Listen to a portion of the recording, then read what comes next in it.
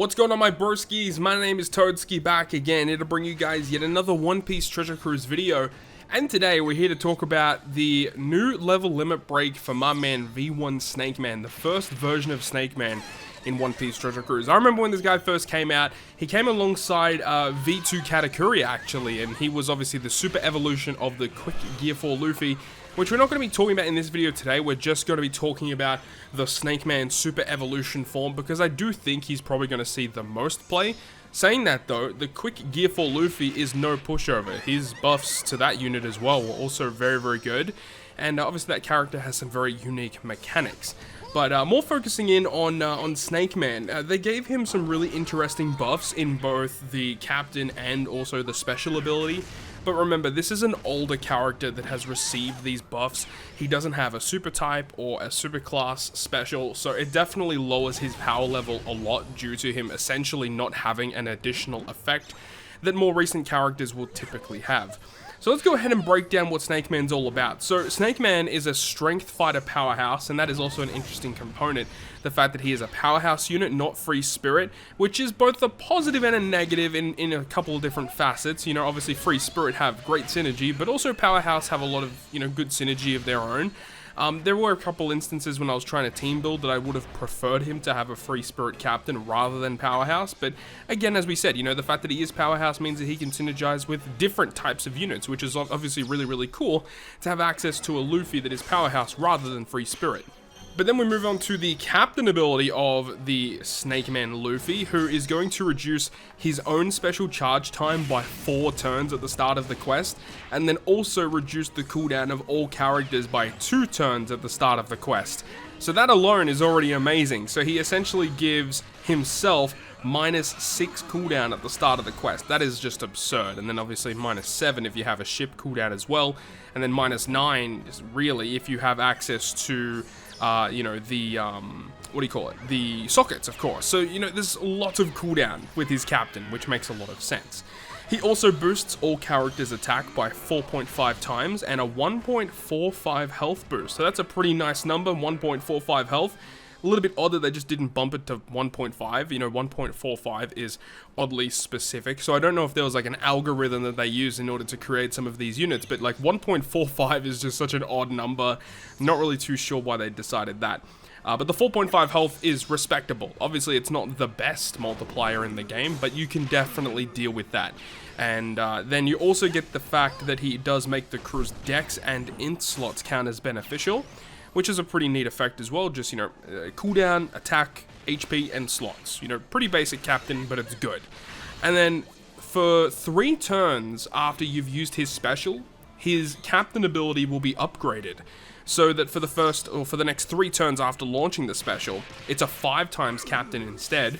And then you get a 5.25 times captain after you hit 3 perfects in a row. So obviously that multiplier, you know, getting bumped up by a pretty decent margin from 4.5 up to a potential of 5.25. And then he also has a really nice added effect of reducing 5 turns of paralysis.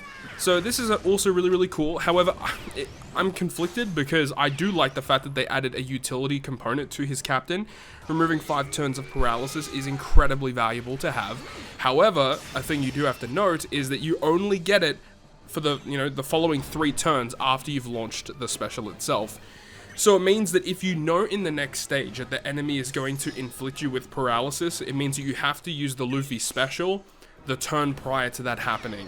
And obviously with the way that his special is structured, that's not the end of the world because you can get multiple different turns of buffs with the Luffy special. But there are definitely some times where I kind of didn't like that. I definitely would have preferred if the paralysis component was already in the base captain, and then potentially after you use his special, maybe you get like an added component, right? Like maybe the base level is like 3 turns paralysis removal, and then it goes to 5, or go from 5 to 7 or 5 to 10 or something like that.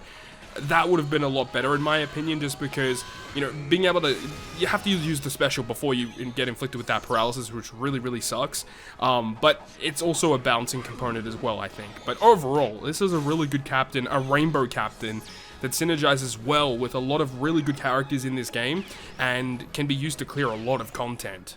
Then of course we have his special ability, which is multi-staged. Stage 1, which we'll go over briefly, but stage 2 is where it's mainly at. But the stage 1 special will remove 2 turns of defense up and damage reduction, so blue and rainbow shield is removed by 2 turns, and then he does 150 times his attack in typeless damage to a single target. You get a 0.6 chain boost for 1 turn, and then also boosting your crew's slots by 1.75 for 1 turn. And then if he is the captain or is in the top row, you will be able to make all type slots beneficial to the crew for the following 3 turns. So again, like, his special ability is focused around his captain ability, and if you are using him as a captain, you have a lot of matching slots, like being able to have that for 3 turns, which you can use almost in like a utility effect, where if you know in the following turn the enemy is going to inflict you with badly matching slots, you can use this to kind of, you know, negate that, which is a really nice effect that he can have. The stage 1 special, you know, is kind of whatever, but as we said, stage 2 special is where it's at. And remember that when you start the quest, he has so much cooldown that you don't have to do that much stall in order to get the stage 2 special. And the stage 2 special is actually quite something, where you can remove 6 turns of defense up and 6 turns of damage reduction. That's wicked. That is insanely powerful and very, very useful. 350 times his attack in non-type damage to a single target. And then you get a 0.9 chain boost for the following 3 turns. So 0.9, it's a good chain boost for sure, but it's not the end-all be-all, right? It's just a good chain boost. He also will provide you with a 2.25 orb boost for 1 turn, so that's awesome. So you can have you know, an orb boost on top of all these other beneficial effects. He then also makes all of those type slots matching for the crew for the next 3 turns. And do note that in order to get the matching slots from the special, you don't have to be the captain if it's the stage 2 special. So I really like that. That's a really neat effect that is kind of altered from his stage 1 component. And then if you hit 3 perfects during the turn you launch the special, you get a 2.5 orb boost in the following turn. So you can basically get multiple turns of orb boost, multiple turns of chain boost, multiple turns of matching slots, and then on activation, you can just remove enemies' defensive effects. And there are definitely lots of components where that is going to be useful, so I really like that about the character. He's usable as a captain, he is usable as a crewmate. There's lots of really cool dynamics with this character with these amazing buffs given to his special.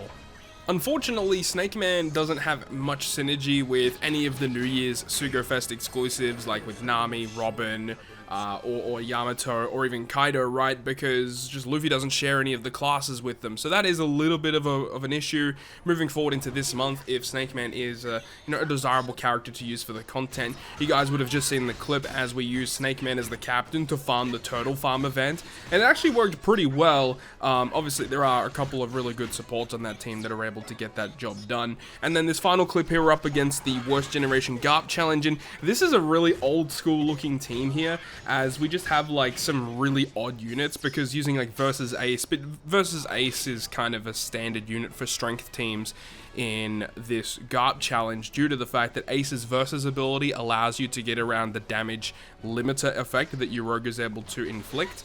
And then using versus Kaido for the first time in such a long time, you know, after using him, it just goes to show how cool he is and how annoying normal attacks only really is. You know, without normal attacks only, a lot of Sugofest exclusives would definitely still be seeing play today.